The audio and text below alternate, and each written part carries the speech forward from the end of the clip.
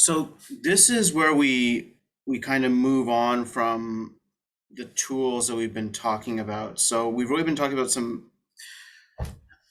I need structures is like I don't know. I don't know how I need structures. I need structures is a two-part course or something, because we have these tools we need, and then some basic things about biological molecules and some sort of pseudo advanced things about biological molecules. And then if we're looking at turning these into useful futuristic materials, biomaterials, drug delivery materials. Not so much structural materials are simple, but I think, frankly, besides some of the biopolymers like polylactic acid, I don't think we have much of a future in structural materials for biomaterials, things made out of proteins and things. The costs are just too high. And we're always going to be able to find something cheaper, like especially now as we're moving towards there's some really cool work that's being published in the last 6 months where people are genetically engineering bacteria to break up polyethylene, and unfortunately they turn into carbon dioxide, but I think they'll be able to convert that eventually to methanol or something. And so we might start seeing ways to recycle some of the common plastics that we're using. And that takes the pressure off of trying to develop common use materials out of complex biomolecules. But where I think we are going to see a massive growth in complex biomolecules in the next, oh God, probably for the rest of modern chemistry until chemistry starts looking like something really, really different, is going to be in both medicine. I'm going to turn my camera. Medicine, sensing materials, functional detectable tools. We're moving more and more towards inline in bodies sensors, moving towards cybernetics, and biomaterials are going to play an absolutely critical role in there, because you need your materials to adopt similar mechanical properties to the tissue around it. If I want to create a bone implant, I need something that acts like bone. If I want to create a muscle implant, I need something that acts like muscle. It's going to be really hard to convince people to take bone implants, but a muscle implant, something you can just stick just underneath your skin, I can see that coming out relatively quickly, especially if it helps with mobility for people who are disabled, or especially if it returns function to nerve damage, or if we're starting to see an increase in different tools and different types of sensors. Like there's already these kind of dystopian things where there are some schools in the States, elementary schools, that are piloting things with sensors so that you can detect the heart rate and breathing and other things with students. And the idea is that you're going to work with parents, and it's going to help for students who have illnesses. That's kind of terrifying because they're putting in everyone there, and everyone has to sign off and things, and they're trying to test and see if this whole Internet of Things and wireless connectivity works. And currently those are mostly wearables, but that same technology can be moved towards more implantable devices. And then we're also probably going to be moving towards smarter drug delivery. And that same kind of approach is the way to do it. Like right now, if I'm trying to do, like there's two major problems in pharmaceutical technology. One is developing drugs with high efficacy. That's an issue. So you need to discover the protein target. You need to figure out if hitting that protein target does the thing you want it to do. And then you need to design something that's more and more accurate and specific for that target. And that's great. Now you need to make sure that your drug gets to that protein when it's in the body. And you need to make sure that that drug gets to the right tissue types. And so it's affecting fewer other tissues. And so you're getting fewer side effects. So one thing where we see that really, really clearly, there's a point to all this. One thing where we see that really, really clearly is in brain diseases. So one of the leading causes of breast cancer is not anymore the tumor spreading throughout the body. We can actually deal with that really, really well. We got great therapies. Where it goes almost entirely wrong, and it's basically 100% fatality rate, is if the cancer spreads to the brain. because suddenly we can't get our drugs across the blood-brain barrier. So we need to discover new ways to do that. And I think this is where a lot of the materials we've been talking about, the peptides, the sugars, combinations of peptides, proteins, sugars, and other kinds of supports are really going to be playing a role going forward, is selective targeting of pharmaceutical agents, selective delivery of pharmaceutical agents, and active transport of pharmaceutical agents to specific tissues within the body. So when we consider both implantable devices and selective drug delivery, in both cases, we're going to want whatever it is to be compatible with the body. We're not going to want your body to reject it. We're going to want to be able to have it degrade over time so that it disappears and doesn't leave a trace. You don't want like little silicone chips inside yourself. So we're going to be shifting towards biomaterials to provide these kind of scaffolds. So in this first part of sort of the third part of this course, first lecture of the third part of this course, so we've covered sugars, we've covered amino acids. We're now moving into bioconjugation and fancy materials, and I'll touch on a couple of things I think are really, there's just stuff I think is cool. They're not tested on, they're not in the questions, but I think these are cool things to be exposed to. This stuff I think is still in the questions. We're going to start talking about how we can connect things together. And this comes down to this concept of click chemistry. So what we've seen is that sugars and amino acids and peptides, they're complicated, right? You got a lot of stuff going on. We spent a lot of time discussing how to get specific glycosidic bonds and playing with protecting groups to liberate specific hydroxyl groups on sugars. Spent less time discussing the protecting groups on peptides and amino acids, but they're also equally important. And if you have a protein, it's got a lot of lysines, it's got a lot of serines, it's got a lot of cysteines. Those are functional, they have functional side chains. You can conjugate stuff to them. But often we want to do something specific. We want specificity. We want to target a specific residue. We want to stick A to B, not just randomly because they're both big molecules, but A to B at a specific point. And for that to happen, we need to use chemistry that doesn't occur in nature. So like on the sugar chemistry front, what we've been seeing is a lot of nucleophile, electrophile chemistry with protecting groups. And we've seen some radical chemistry at the anomeric center. We saw a formation of oxocarbeniums. And in amino acid chemistry, we saw a lot of peptide bond formation, a lot of amide bond formation, all sorts of different ways to make amide bonds. We saw disulfide bonds. These things all exist in nature. So if you're trying to use that chemistry, these are very strong chemistries, they're very, very robust chemistries, they work very well. We've seen that. Then the problem is now you're competing with everything going on in nature. So what we really ideally want is a set of reactions that have no analog in nature. They have functional groups that do not appear naturally. And we can use those to specifically anchor two components together. And that is an underlying feature of bioconjugation and click chemistry applied to bioconjugation. So I am going to start sharing my screen because I'm not sharing my screen. I haven't actually written anything down, so you haven't missed anything, but still, it's where the hell is my screen?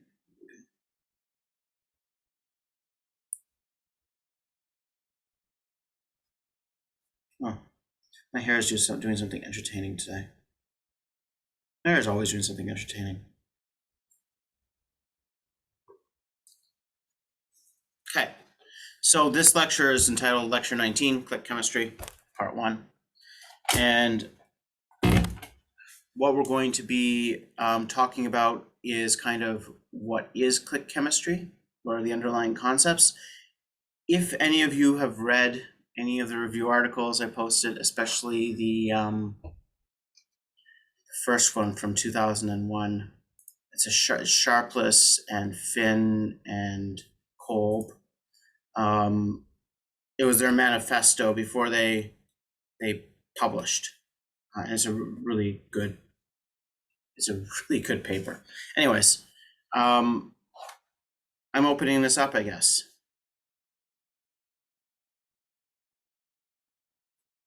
What is click chemistry? I don't know if any of you have encountered the term before. If not, I will just start putting things in. But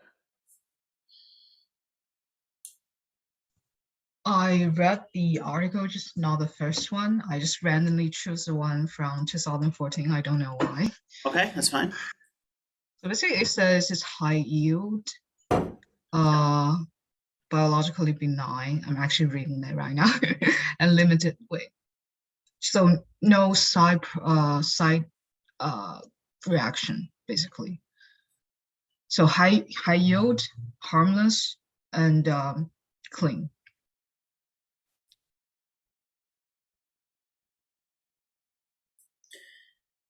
Right, I'm good with that. Those are certainly some of them. I'm also going to go with highly specific.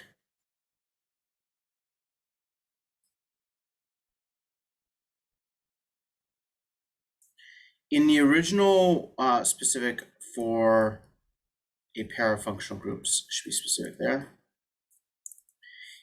In the original paper, the Sharpless group basically was sort of giving sort of the ideal, almost the ideal reaction is how they were defining a click reaction. Like, so I heard a process chemist state what the ideal reaction is.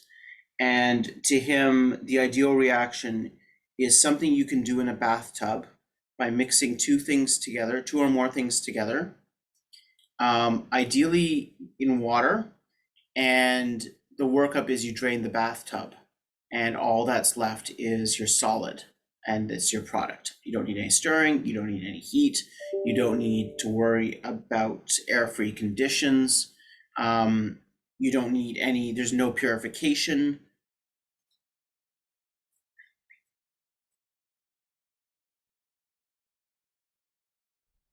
And I think what Sounds he like added is that it should be able to be doable by a one-handed blind man. So the idea is that you don't need fancy equipment and a lot of dexterity, and you don't need to actually see what you're doing because it just works. Of course, there is no reaction that fits those descriptions. That doesn't exist.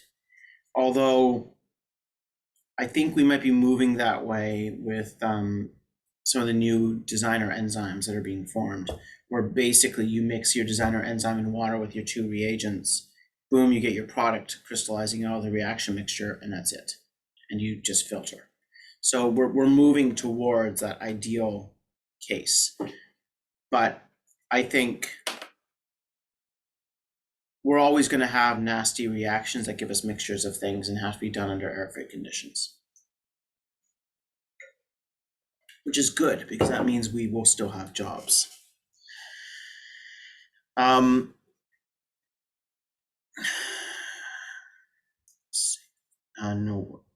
No/minimal waste.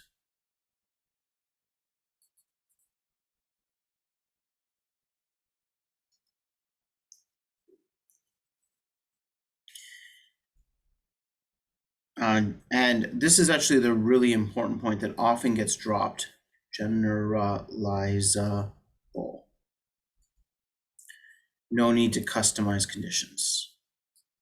So sometimes when we've seen this a lot, especially with the sugar stuff.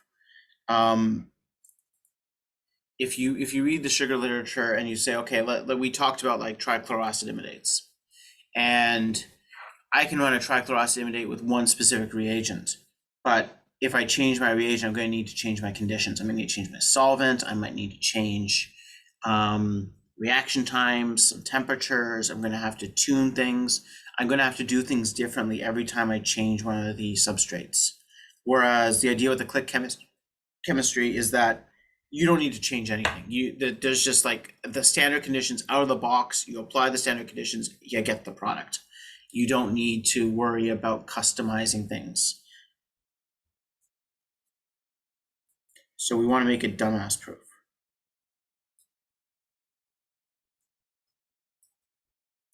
So these are considered sort of the ideal requirements or goals for a click reaction.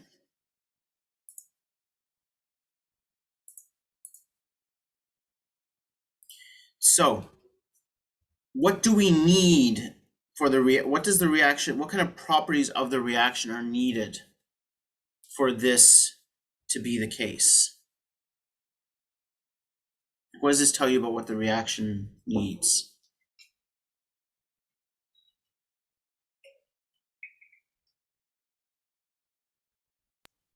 So it needs to be a clean reaction. Okay, what is okay, let's now dig into the physical properties of physical chemistry of this. So a clean reaction is description of a process. What are the properties of the physical chemistry of the process that will give you a clean reaction?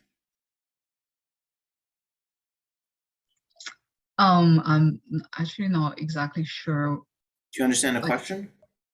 not really, especially the Okay. physical chemistry part. Yeah, that's fair. This isn't a room full of physical chemists. That's okay. So these reactions must have very big negative delta G. So the free energy of the reaction, thermodynamically, these must be very, very favorable reactions.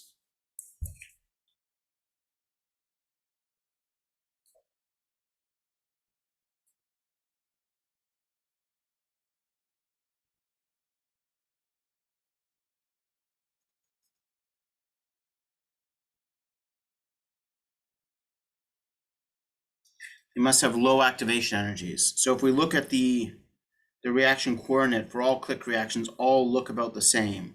Starting materials, low activation energy, product.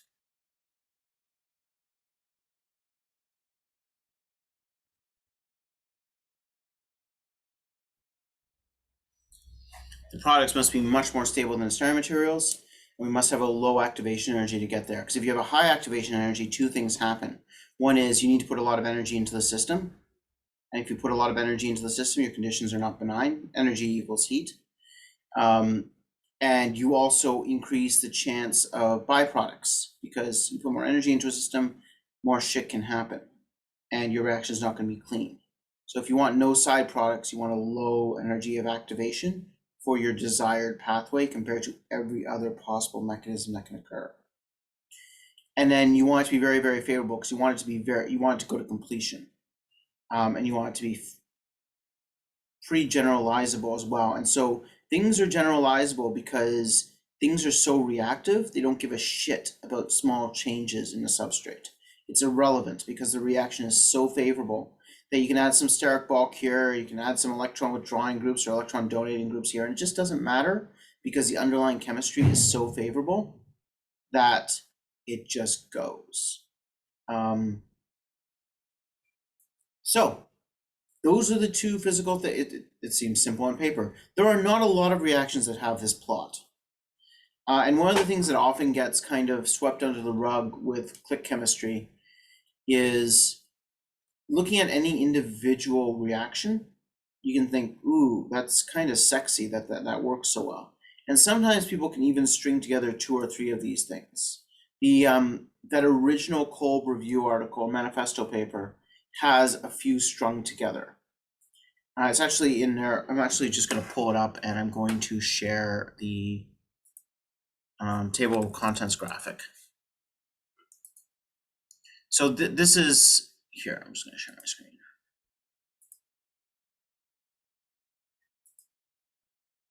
So this is their cover of the journal. And so what they showed is they actually have pictures of this mound of white powder that looks like cocaine getting steadily bigger as the reaction goes forward. So if any of you who've done synthetic chemistry, you're pretty happy when you get more or less out of a reaction what you put in, even if you're adding molecular weight.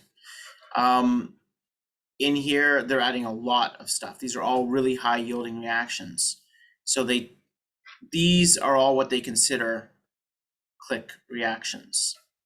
And what was cool about this paper is this group a year later published one of the most important papers of the 21st century in chemistry. It has changed everything. And so they were sitting on that result at this point, but they didn't share it. So This is their manifesto paper, which paved, it's actually a brilliant strategy. This manifesto paper paved the way for them to publish this just groundbreaking new reaction that they uncovered. So they kind of created the framework and said, this is why this is a problem. Then they created the magical solution to the problem and said, hey, look, we have a magical solution to this big problem that we just created. So that is a clever way to do science. A little sneaky, but clever. Anyways, we have some click reactions. They take this double bond and they make epoxides. These are very, very high yielding reactions.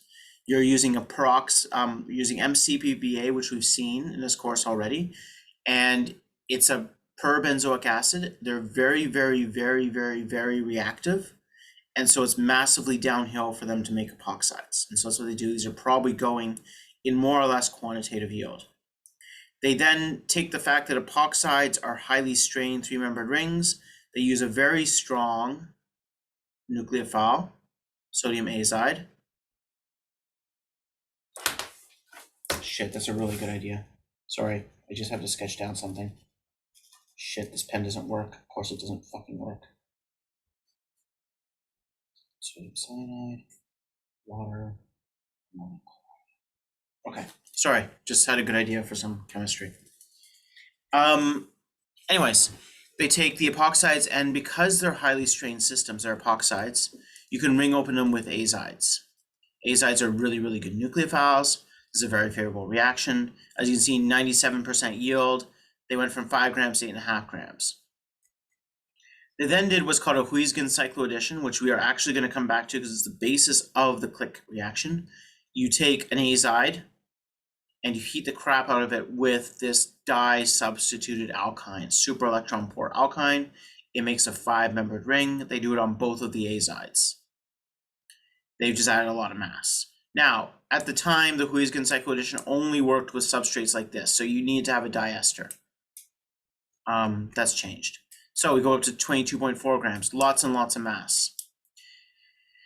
Then what they did was they treated that with some base, and what we were able to do is, because these hydroxyl groups, one's axial, one's equatorial, so this is diaxial, this can't do anything, but this di-equatorial one, the OH can ring close onto this ester, and we create a new 6-membered ring. So we get some molecular complexity here.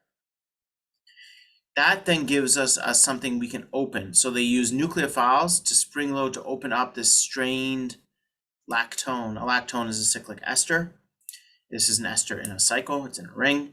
The nitrogen, the carbon, and this oxygen, there are 4 sp2 hybridized atoms all next to each other. They do not want to be in a 6-membered ring having 4 sp2 hybridized atoms. It's kind of strained, especially with an exocyclic double bond and a 5-member ring fuse. The whole thing is kind of upset. And so it's very, very triggered to be attacked at this ester, and it is by this really strong nucleophile, and a ring opens, 82% yield, and we add more mass. So at all these points, here we see a slight decrease in mass because we're losing an ethyl group. But every other point, we've increased structural complexity, and we've used high yielding reactions. And in each of these cases, the reagents don't have really byproducts. Like all the atoms in this thing end up in a product. And notice that there's no catalyst or anything. Here they did need to use a catalytic amount of base, but then they used just solvent and refluxing to do this ring closing. Here they used water. Water is a pretty benign solvent. All the atoms in this guy end up in the product.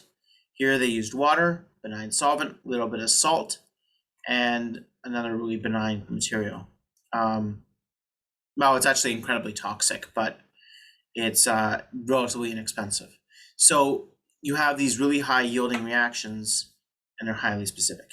So this idea was spring-loaded chemistry to just click things together. The idea kind of like Lego. Can we build things like Lego blocks?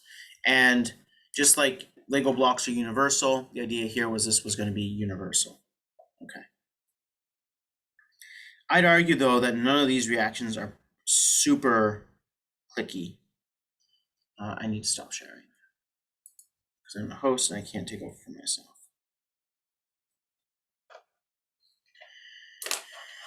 So I think the reaction I want to start with is one that has almost become synonymous with click chemistry, and some people actually call this the click reaction, which is inappropriate.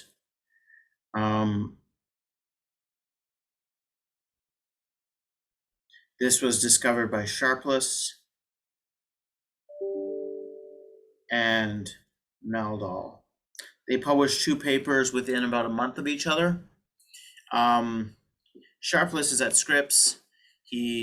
Which is one of probably the premier place to do organic chemistry in the world. He's already won 2 Nobel Prizes. Good for him. I think he's going to win a 3rd one for this because he should. This has changed everything. I think the only reason they haven't awarded him this one is because I haven't gone around to it yet. But damn it, he really should be awarded this one. Meldal, the other point, at the other hand, is at the Carlsberg Institute in Denmark, which is fully funded by the Carlsberg Beer Company. And they're a beer company that believes that chemistry might be useful to them in the future as a beer company. And the founder of the company was a chemist before he started making beer. And so he thought, wouldn't it be great if I could hire a bunch of chemists and just have them do whatever the hell they want? That might have some relevance for beer in the future.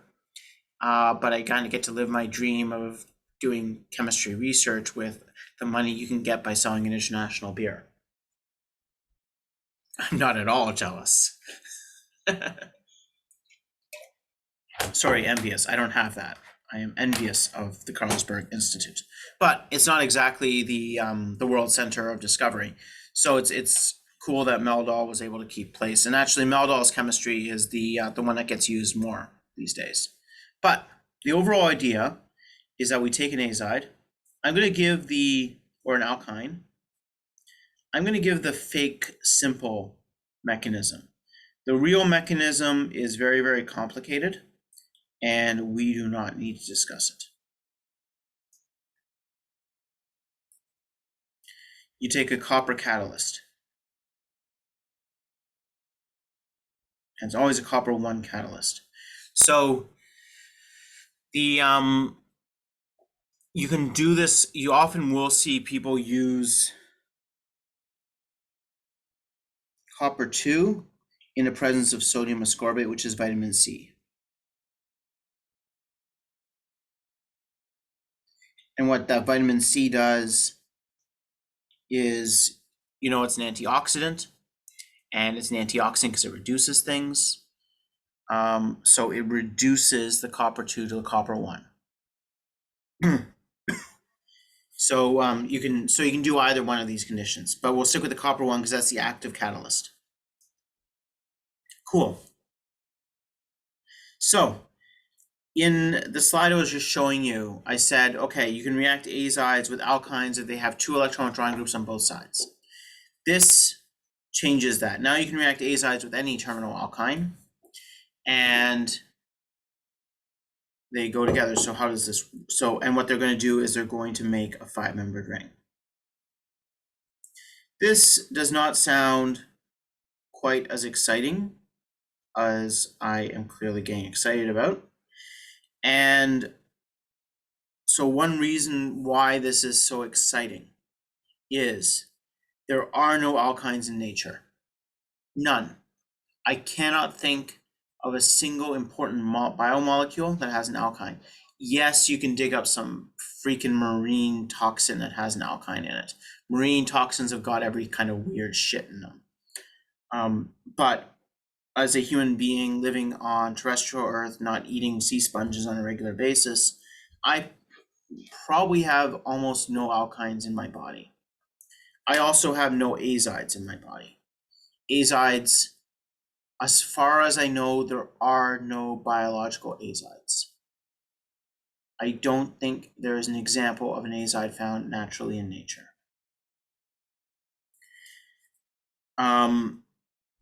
Which is interesting because nature makes use of stuff, and azides are a thing.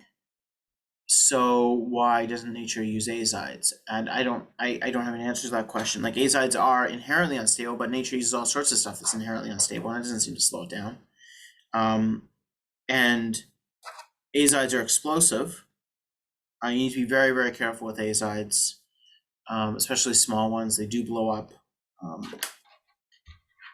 They're associated with diazomethane, right? It's the same kind of idea. You can make nitrogen gas. But yeah, evolution just hasn't gotten around to them, I guess. Because these are not weird conditions. Like an alkyne is a small enough molecule. We have carboxylic acids all over our body. It's the same oxidation state of carbon. We got amines and even occasionally diazo compounds in nature, but no azides. And God knows there's enough copper floating around. And then the solvent system for this, you can do this in water, but generally you do this in water and organic solvent, a mixture. The classic ratio is 1:1. The ratio that I've reported on as being the best ratio for doing all of the solids chemistry is about 9:1. There's a long story over why 1:1 and the solvents that were traditionally used for this were. It's because of, I think what the Sharpless group did is they're like, hey, we have this solvent mixture we really like using for all our other chemistry. We're going to use it for this thing too. It works, good enough, move on. But if you use more organic solvent, you actually do get better results for more complex systems. Anyways.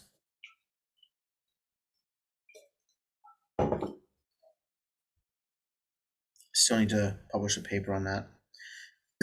The mechanism for this is pretty cool.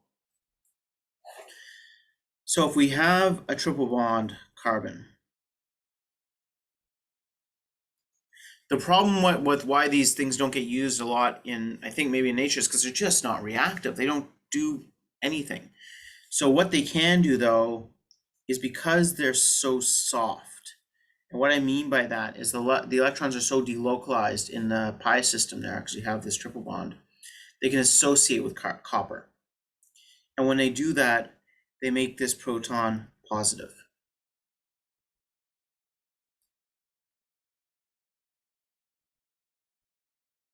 So much so that water can actually deprotonate this alkyne. And then that C- isn't really stable, so it forms the copper complex, so you get this. So this is actually what is reacting. And now this still isn't super reactive.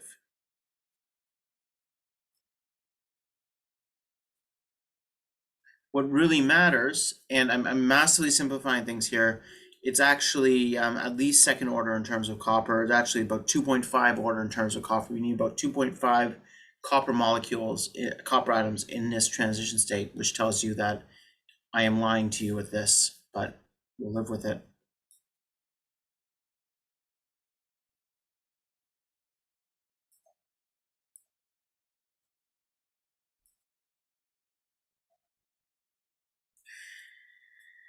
And what that kind of interaction with the copper, and there's actually other interactions with other coppers does, is it allows the azide to bend a little bit, because normally the azide is absolutely straight,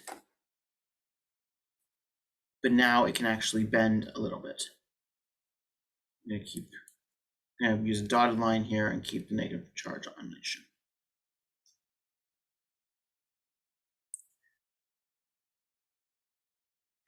Now we have a little bit of an easier time to understand what could happen next.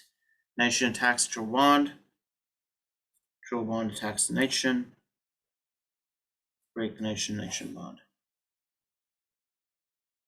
If you remember mechanisms for ozonolysis, this might bring back bad memories.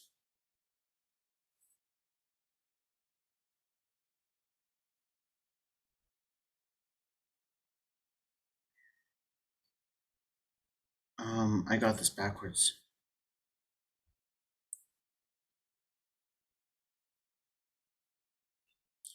That happens.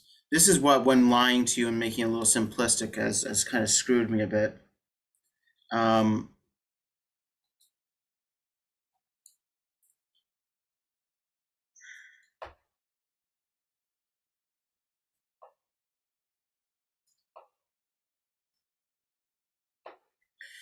And it's partially because this is three-dimensional. It's partially because I'm massively simplifying it and it's coming in as a complex. I probably shouldn't have done that. So what we have, if we have this R off the Just keep our R's different there. And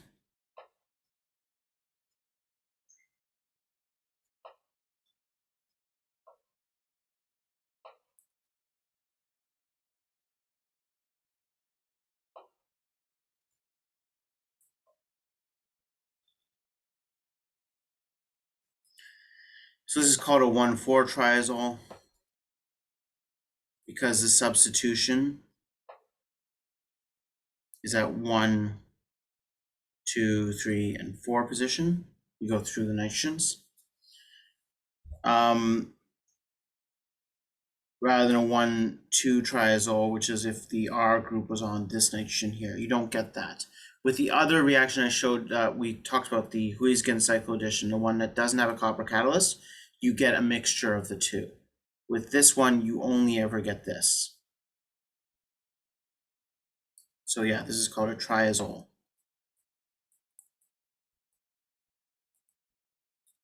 And it's a triazole because it's a 3 nitrogen. Ol is like an ending for ring.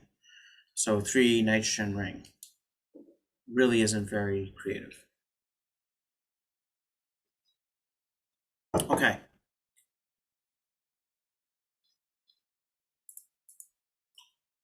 What we call this, instead of the click reaction, this is properly called the copper assisted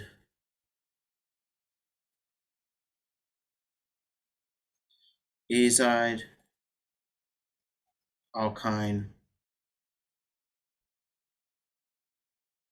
cycloaddition.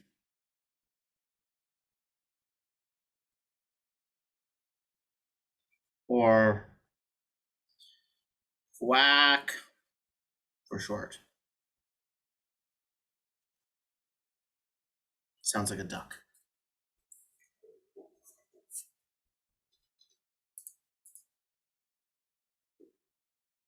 So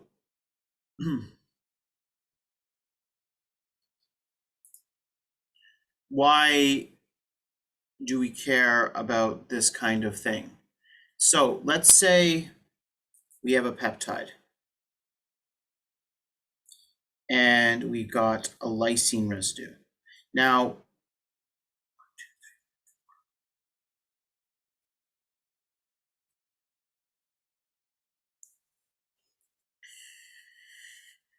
what I'm going to show here would be problematic if you have more than one lysine residue. But let's say you just had a single lysine residue, which is, not unusual. Lysine isn't a super common amino acid in many peptides.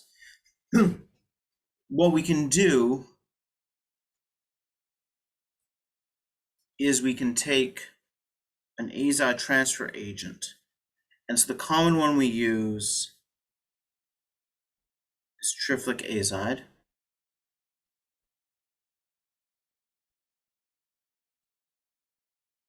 I think we actually might have touched on this already.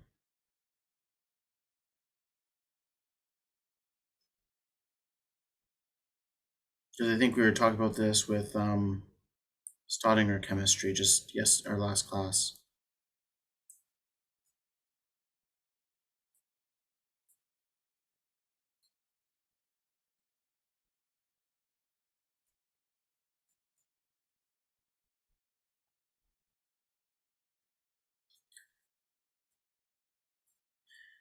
And after all the proton transfers that are involved and deprotonations and everything, you can turn lysine into azolysine.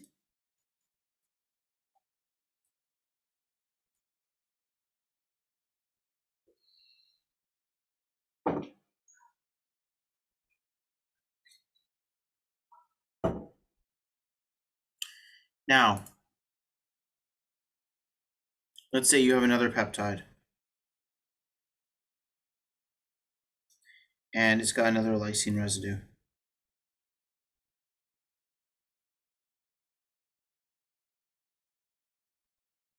We can couple this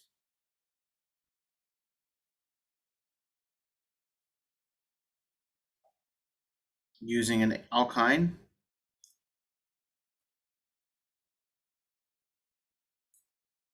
And you're going to do this preferentially on a primary nitrogen. So if you have a terminal amine, which you probably do on a peptide, right? The N terminus is maybe an amine. It's not really going to preferentially do this over this primary amide.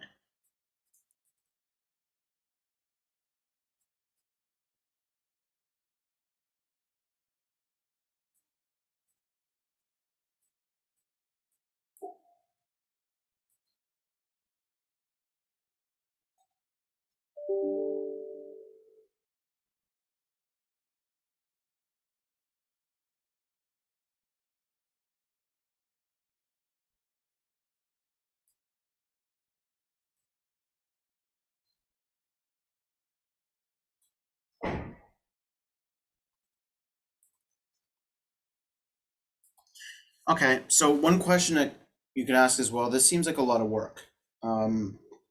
Why wouldn't I just couple, this relies on this being a specific amine, only one amine. Yeah, I agree. On both of them, yep. Why can't there just be a single amine and a single carboxylic acid on both of them? I couple them together using HCTU. We know that chemistry works pretty well. Yeah, it does. This works better. These yields, so if I tried to do that, if I tried to convert this amine to a carboxylic acid and then use HCTU coupling, it's hard to connect two big things together. When we've been building our peptides using amide chemistry, we've had a peptide and we've added a single amino acid. Notice that when we tried to do native chemical ligation, or like attaching two peptides together, I never showed an example where I went, hey, you keep everything protected on this one, you keep everything protected on that one, and then you couple the nitrogen and the carboxylic acid together with two long peptides. It's because it doesn't work very well. You do get some, but the problem is that,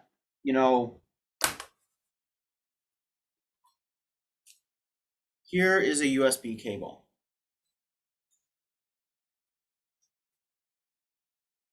I need to unscrew my USB cable. Okay. This is like a peptide, right? It's a USB cable. It's a long peptide. This is my warhead over here, right? That's the end of it. That's my N terminus.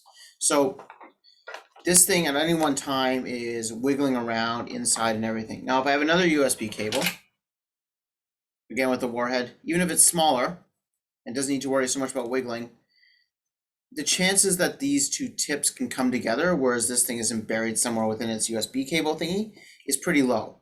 And for an amide bond, the amide bond isn't super ready to form. It's not like they come in close proximity and it snaps shut.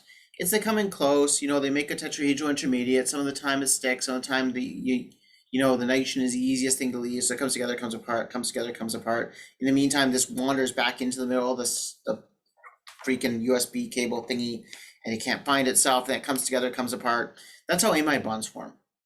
Click reaction, if these two even touch together like magnets, click, done. They're irreversible. There's no, the transition state leads directly to the product. There's not like a high energy intermediate that can revert back to the starting materials like you can with an amide bond. So when you have something that's has diffusion issues and sticking two big gooey long polymer chains together is always tricky, because you need the end bit to come together, and the end bit can be buried inside the rest of it because it's attached to it and it's really hard to get to. That's where these kind of really high delta G reactions shine, is because when the two pieces come together, they snap shut. You don't need a specific angle for a lot of these too. And that's really, really, really, really important. And that's why we would do this instead of just trying to make an amide bond between these two. If I was just trying to add an amino acid, fuck yeah, go with an amide bond. It's really easy when the other piece is just a really small thing. Like, it can even navigate in through this big chainy thing of all this stuff. It can wander through all these tools and things and find the end, and it's okay. But when you got two big things together, it gets really, really tricky. And that's why this is important, because this solves the problem of how do you attach two big things together. And that has been an unsolved problem. Why do we want to do this? Let's think about any question you might have as a medicinal chemist or as a biomedical researcher. almost all of our questions, you can basically, let's say you are working on a new pathway, or you're working on a pathway, and let's say it's the magic pathway that cures obesity. I'd like to invest in that if you discover that. So, this is the pathway that causes hunger signaling, and if we can shut this thing down, people won't feel hungry, but it won't affect their metabolism. They're going to behave just fine, but they're not going to be hungry, so they can eat less. Or maybe we can turn off the craving for coffee. I would love it if we could turn off the craving for coffee or alcohol or sugar. Anyways, whatever, you got a pathway. In the end, any question we're asking about that pathway comes down to two things, and that's either gene regulation, how do we turn on and off the proteins, or how do proteins interact with each other or with ligands. In the end, that is what the questions come down to. Gene regulation is often a protein interacting with DNA. That's two big things. So if you want to discover which protein is actually interacting with which section of DNA, that's really hard to do. Like, one thing you can do is you can slowly edit different parts of the DNA and go, yep, still binds. Okay, edit another part. Yep, still binds. Edit another part. Yep, still binds. That can get kind of tedious. It's a whole lot easier if what you can do is you almost set up a trap. So when the protein and DNA come close together, we think it's the right spot, it just snaps and then it's attached, and then we can analyze where it's attached to. And you can do that with protein-protein interactions too. If you're not quite sure how two proteins interact, we can make it so they kind of trap each other. But then we've got two big things. And that was really hard to do before this chemistry in the last 20 years. And so suddenly we have a tool that we can use to answer all these different questions in fundamental biology and biomedicine that just didn't exist before. So that's why this is important. Now, there's a massive flaw with this.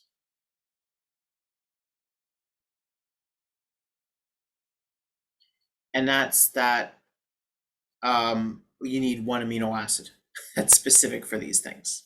Now, if I'm making, I have an alternative, right? So let's say it's a nice short peptide. If I'm making a peptide, I can actually just, you can now buy this. You can make it really easily too. So we make it, but you can buy it. You can buy FMOC protected acetylysine.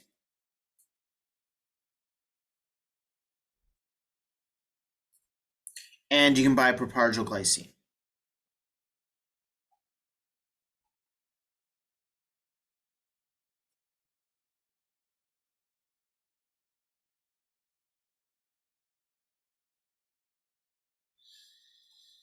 Propargyl glycine looks an awful lot like, it's kind of like a slightly longer alanine, right? It's on its way to being a leucine. And this is acetylysine.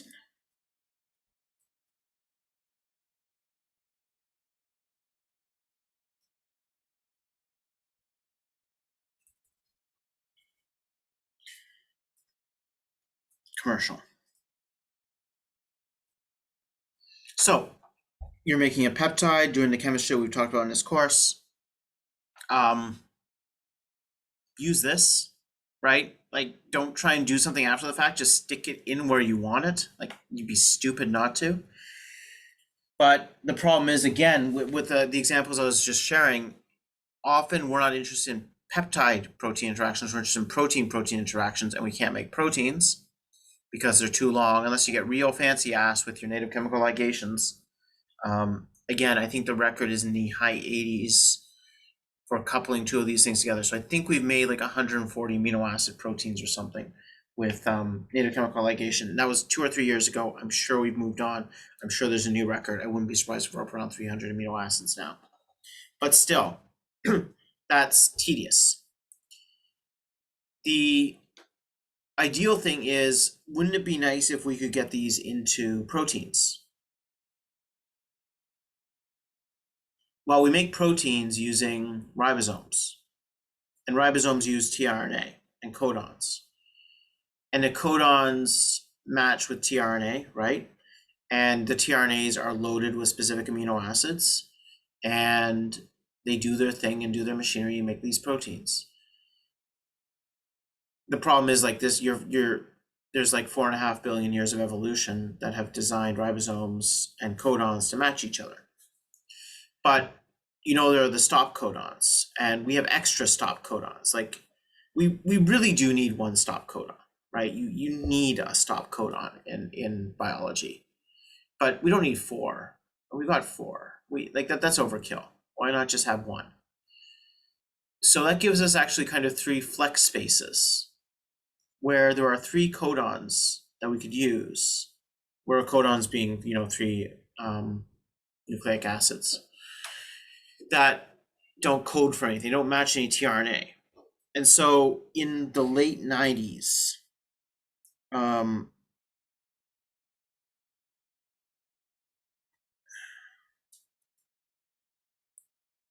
always get these guys mixed up. It's Peter Schultz, not Brian Stoltz. Their labs are right next to each other. Also at Scripps, same place as where Sharpless is. Did site-directed mutagenesis.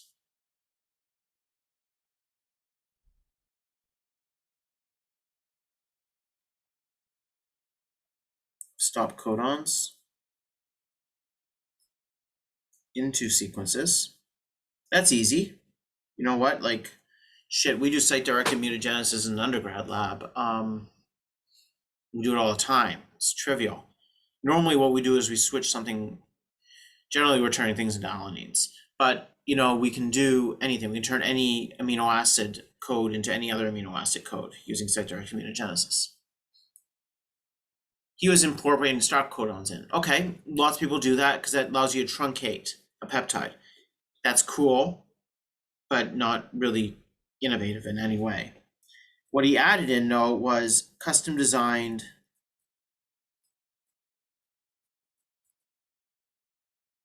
tRNAs that complement the stop codon. So I am not, nucleic acids are the one biomolecule I'm very uncomfortable with.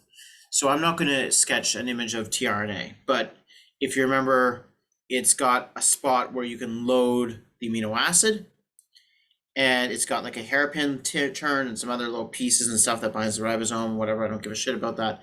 And at the base of the hairpin turn, you got three nucleic acids, which bind three nucleic acids on your mRNA. And they say, hey, yeah, this is the right tRNA for this mRNA. This is the next amino acid to go on.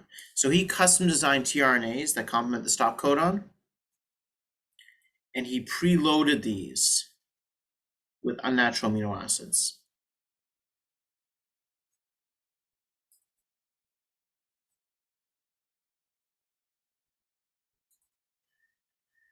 So you take a chemically prepared species, which is a tRNA for a specific new stop codon with a preloaded amino acid. You toss it into your expression vector where you're making your protein. You genetically already engineered the protein to have a stop codon in a specific place. None of the natural tRNAs do anything. Normally, it sits there and then cleaves because the ribosome gets bored and says, okay, I guess it's the end of the protein. But now you have a tRNA that can bind to it. And it brings in the unnatural amino acid and it loads it in, which then moves to the next reading frame or the next triplet of nucleic acids on the mRNA, and it just gets the natural amino acid. So suddenly we had a way to incorporate unnatural amino acids into proteins using bacteria, because we've genetically engineered the bacteria to accept these. Of course, one of the first things that got done when this got released was incorporating these two amino acids. Because suddenly, if I can incorporate an azidolysine or pipergylglycine, I can click any azide or any alkyne to that. And now suddenly the sky is the limit. I don't need to customize a million different tRNAs with a million different side chains of a million different natural amino acids. If I can live with a triazole linkage on my side chain, I only need one. I only need pipergylglycine and I can couple any azide to it, or I only need azidolysine, I can couple any pipergyl group to it. This was revolutionary. Now, there's still a problem. Because the chemistry I've shown you requires copper and some organic solvent. And cells do not like copper. It's really toxic. And cells definitely do not like organic solvent. It's really toxic. And so, great, I can take a protein out, I can label the protein, I can do things with it, but wouldn't it be amazing if I could do this in the body, like in a living cell? I could have a cell doing its thing. We've genetically engineered one of its codons, so we've included an unnatural azide or alkyne amino acid. And so we have the protein wandering around doing its thing, bearing this thing, and maybe we can label it in situ. Maybe we can like stick a fluorescent dye onto it using click chemistry after it's been synthesized, so we can localize where that protein is. And I know everyone who's doing the M&B program, and a lot of the others of you will know about green fluorescent protein, yellow fluorescent protein. These are these fluorescent sequences that we get from, like, I think they're jellyfish. So you make like glow in the dark rabbits and stuff, which is kind of freaky. But the idea is that you stick this protein on the end of other proteins. And so you can track where the protein is because it has this other fluorescent protein next to it. The problem is it's a fluorescent protein, and proteins are big. And so a big protein attached to a protein could affect how that protein works. So it's not ideal. So if we get a very small fluorescent label, we can maybe track the protein without affecting its activity. The problem is there are no small fluorescent protein labels. So biology doesn't have them. Chemically, we can make small fluorescent labels. But how do you attach them to the right protein? And there was no good answer to this question for a really long time. Then this chemistry came along and people went, oh, that's cool, I can attach dyes to these proteins. So they isolate the protein, they attach the dye to it, they take the protein, they can try to stick it back in the cell and see where the protein goes. But that's not in vivo labeling. That's not labeling while the cell is alive. You have to isolate the protein because the conditions needed to do the click reaction are toxic. So this is where Carolyn Bertozzi comes in.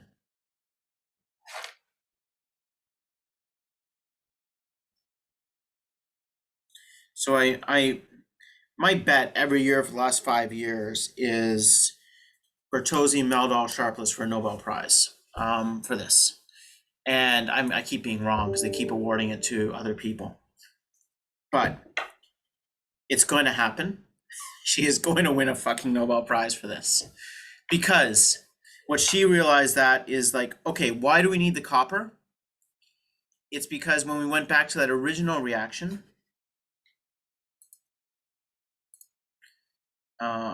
this one that I showed here, azide, alkyne, we needed this di electron withdrawing group, and that's because we needed to really, really activate that double bond, triple bond. It's not reactive on its own. If we have 2 electron withdrawing groups, we pull a lot of electron density out of the triple bond, which really favors cyclization. We still need 70 degrees. 70 degrees is obviously too hot for cells. So this is a no-no. But the overall idea is, what if I can make this triple bond reactive enough that I can get this temperature way down so that this triple bond, whenever it sees an azide, just snaps onto the azide? That's the idea. It's simple. It's really simple. And that's essentially what the copper is doing, is it's activating the triple bond. But is copper the only way to activate the triple bond? And she's like, no, it isn't. I can do this another way. And so what she realized is that, and this is just from fundamental chemistry, where she was messing around with rings. And the question she was asking was, how big a ring do I need to be able to get a triple bond into it? I can get a double bond into a 6-membered ring. I can get a double bond into a 4-membered ring. But the problem with the triple bond is it's linear. So it spaces 4 atoms in a direct line. So if you have 4 atoms in a direct line, you definitely can't do 6 because you can't, that angle doesn't work. What she found is that when she tried really, really hard, she could make an 8-membered ring with a triple bond in it. The problem is almost anything she did to analyze it in detail, if you put much energy into it, that triple bond just breaks. Because holy shit is that strain. It doesn't want to be like that. I notice I've had to draw these at angles. They do not want to be at angles. They want to be straight, like absolutely ramrod straight. And they're not. They're at angles. That triple bond is highly, highly strained.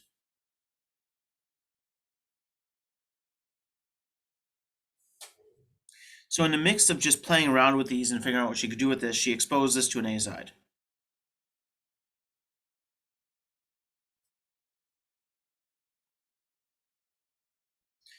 And boom. No catalyst.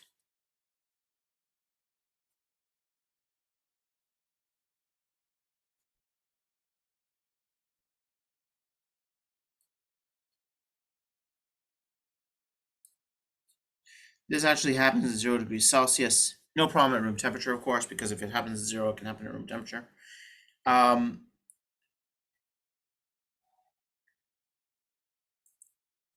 She was at Caltech at the time. She's now at Stanford. And this is around 2010 is when she did this work. And this is in my lifetime, like my active lifetime as a researcher. I was doing my PhD at the time.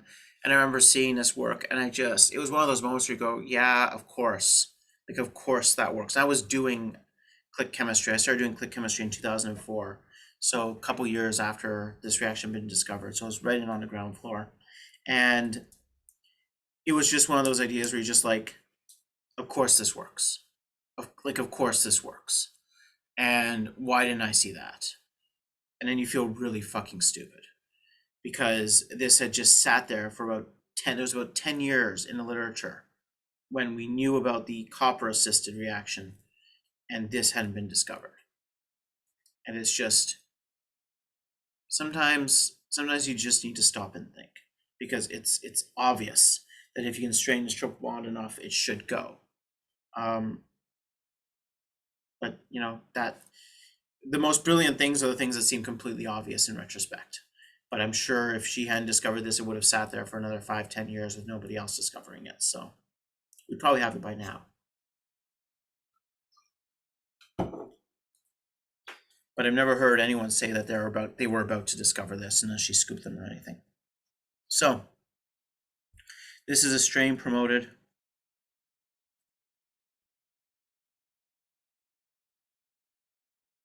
Azide, Alkyne, Cycloaddition. It's also known as a SPAC. These have the best abbreviations. There's also a SPANC. I can't remember what that stands for. Oh, that's azide nitrone or alkyne nitrone cycloaddition. The nitrone takes place of the azide. So you have SPACs and SPANCs and quacks.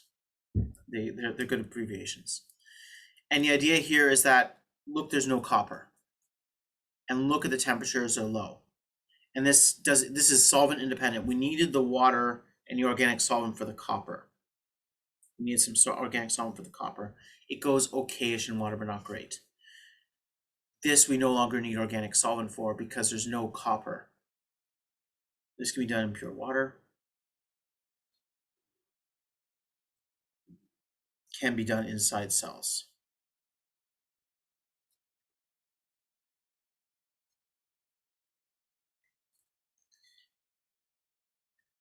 And what we've done is actually can be done in living mammals.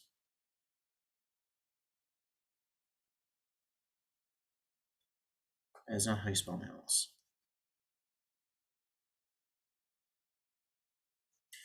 That is fucking cool. Now, this is obviously the trickier component. So normally the octine is introduced and the azide is introduced into the amino acid, and the octine is introduced on your probe that comes in afterwards that you're adding in. It's not quite as flexible because it's kind of nice to be able to have propargylglycine. You can't this kind. You need to. The people who made the amino acid with this octine in it but as I said, it's kind of reactive, so you don't want it sitting around biology for too long. It will start reacting with something. But it's very selective for the azide whenever possible, because nucleophiles don't attack it because it's not polarized. It really needs a 1,3 dipole. I don't have many of those in nature, and by a 1,3 dipole I mean 1, 2, 3. It's a dipole. Although I've drawn a positive charge on the middle nitrogen, it's kind of this nitrogen that has the positive. This nitrogen is negative, so there's a positive side and a negative side, and it's 3 atoms. Anyways.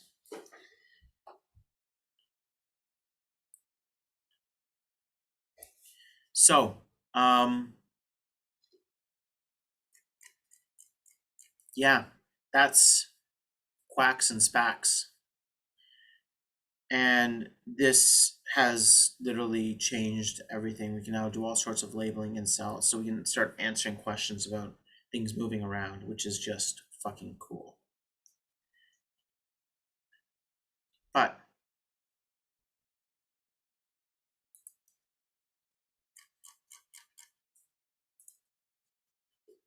those aren't, of course, the only reactions that are out there.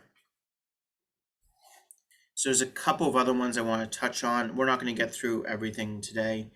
I want to do. Oh, this is just my favorite. No,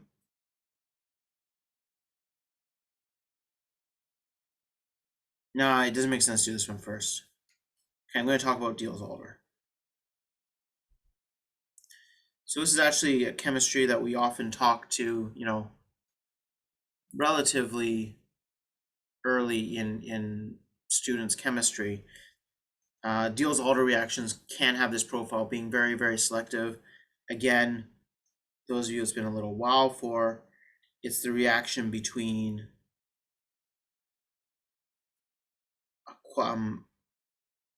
normally an electron donating group on a diene,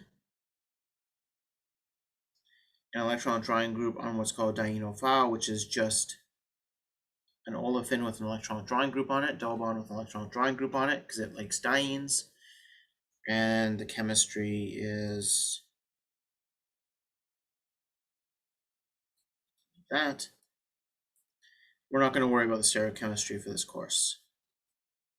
There is stereochemistry, and if we were doing my third year class, which recommend as a prereq for this, we'd be discussing the stereochemistry outcomes of all this stuff, but it doesn't matter. We're just trying to snap things together today.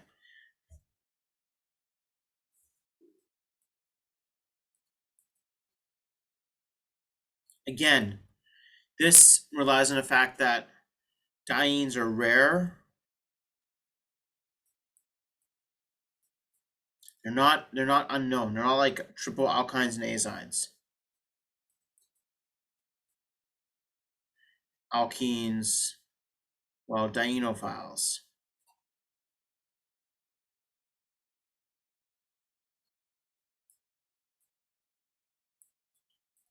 Now they're not non-existent like the previous example, so you do get off-target effects. But you don't have a lot of double bonds with electron drawing groups on them in our body. Like none of our macromolecules have double bonds. Like you don't have any double bonds in sugars, you don't have any double bonds in amino acids. You don't have any isolated double bonds in nucleic acids, like everything is incorporated in heterocycles. There are some double bonds in lipids, but they're in the middle of hydrocarbon chains.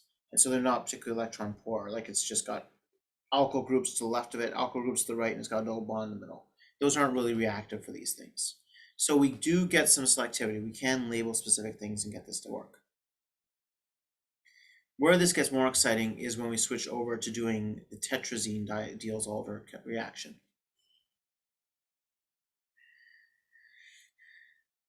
Because the problem is that's favorable, but it's not stupid favorable.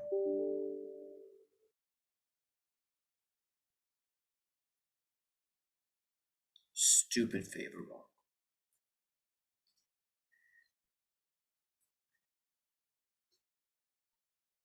So what I use for this is any double bond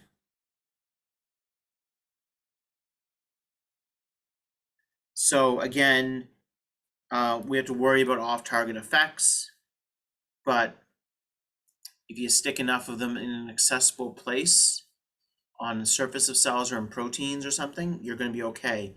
Because again, most of the double bonds that are naturally in your body and in your biology are in lipids. Those are buried deep in the lipid membrane. They're not really on the surface of anything. So they're not exposed to anything. So they're not really available to bind to stuff. So if you introduce a double bond somewhere, you're likely to be able to take advantage of this because hopefully you're going to introduce it in an accessible place. Otherwise, why are you putting it there? And you can then use this chemistry to attach to it. So why is it tetrazine?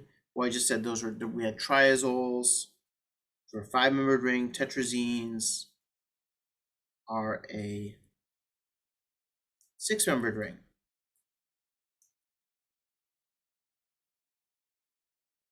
Now that's an aromatic molecule.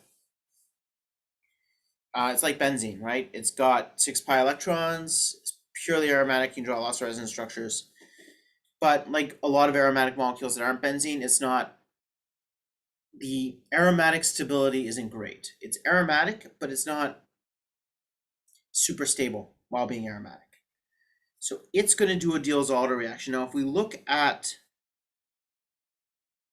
how that worked, we found a diene, and the diene reacted with a double bond to make the new bond. So here we've got the diene. So that diene is going to interact with this double bond. What are the arrows going to look like? They're going to look like this. If it's been a while, these are all called pericyclic reactions. If you want to look these up and you're a little bit, you don't need to know the underlying stuff with the chemistry for this course. You just need to be able to apply it in places and know your options. The review articles also discuss this. I put up there. So this works quite well. What do we get? Well, we get these two nitrogens.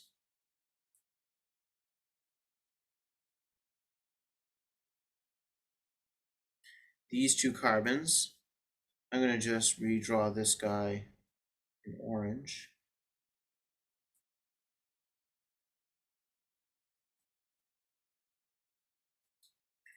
So that's the 6-membered ring we make.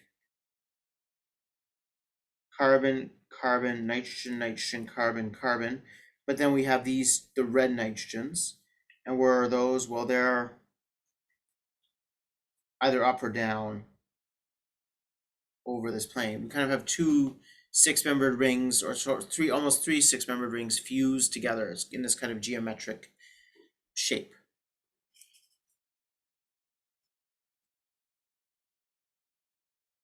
Now, that's not stable. Why is it not stable? Because suddenly I've got an opportunity to make nitrogen gas. I'm taking every opportunity I can find to make nitrogen gas. If I break this carbon-nitrogen bond, I make a nitrogen-nitrogen triple bond. How do I break that? Well, let's break that nitrogen-nitrogen double bond to do it. To make a new nitrogen-carbon double bond. That'll make this nitrogen positive. So if I use that carbon bond, I break the carbon-nitrogen bond and form a new carbon-nitrogen double bond. Now suddenly I've just released that nitrogen, those 2 nitrogens that are bisecting this ring system. If I draw the result of this, that's not a single bond. Those are now double bonds.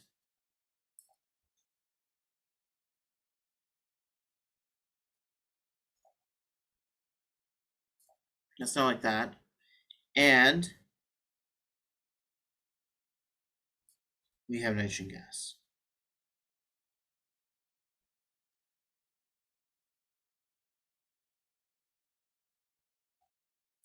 That is why this is stupid favorable.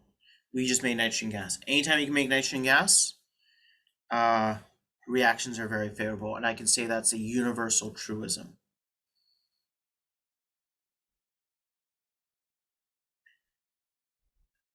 I think those are the major cycloaddition reactions I'm going to talk about. Next class, I think we're going to talk a bit more. We're going to finish off some more click chemistry. And then so we have 2 classes next week. We got a class on Monday and we got a class on Wednesday. We have a presentation from Michael and his partner. And Michael, do you want to go on Wednesday or Monday? I'd personally prefer Monday. Oh, okay. That was not the answer I was expecting. All right. Like not okay, so like a Monday, like 6 days from now or 5 days from now or whatever. Yeah, if that's not like a big deal. Yeah, okay, it makes 2 days. I guess you could have an extra 2 days and go Wednesday, but if you prefer Monday, do Monday. We got classes both days. Sure, okay, well, so we'll do that. So I guess we can start with that. Do you want to let your partner know Yeah, I'll let him know. that you And then- got that you chose Monday? I didn't assign it. Yeah, I should probably let him know that too. Yeah, you probably should. Speaking on his behalf. If you come back with a horrible fight and you guys decide on Wednesday, let me know. But maybe we'll start with that next class. So just however long you guys need to go, we'll finish up click chemistry, and then we'll start talking. If we have some time, we'll start talking about some dendron science, and that's why are we doing that? Partially because I think it's the new way to attach multiple things together, and we're going to use different forms of click chemistry to basically anchor different stuff onto a common scaffold, and we can basically make custom designed modular molecules that do whatever we want them to do. The last question of the last assignment is basically on that, and so I'd like to cover that in class. And then if we have some time on the Wednesday following, I'm going to talk about some new, the Wednesday, I'm going to talk about some new kind of functional polymers that incorporate some of these ideas. Cool. I think if there's one thing to really take away from this course, it's the idea of click chemistry really starting to dominate things, and we need all this basic sugar chemistry and peptide chemistry to make the peptides and make the sugar so we can use them and design them as ligands to bind to things and do stuff. But the click chemistry stuff is a lot bigger than that. It works on anything, and it's not taught in our curriculum anywhere, so that's why it's included in this course. Cool. So I'm done. We're 9:50. It's Wednesday. Have a good rest of your day. As you work through some of the problems on the last couple of assignments, I haven't given readings for the sake of readings for this course. That goes against kind of what I'd like. Often I do provide more readings, but I think we're all still in pandemic mode, so let's just deliver the courses. But I do think that it is a curated list of papers I do put in there. I think it's worth your time if you're going to be working in anywhere in these kind of spaces to be aware of these things. I think these are some of the more important things to be loosely aware of. Anyways, good luck. Have a good rest of the day, and see you guys on Monday when Michael's going to lead off with a presentation.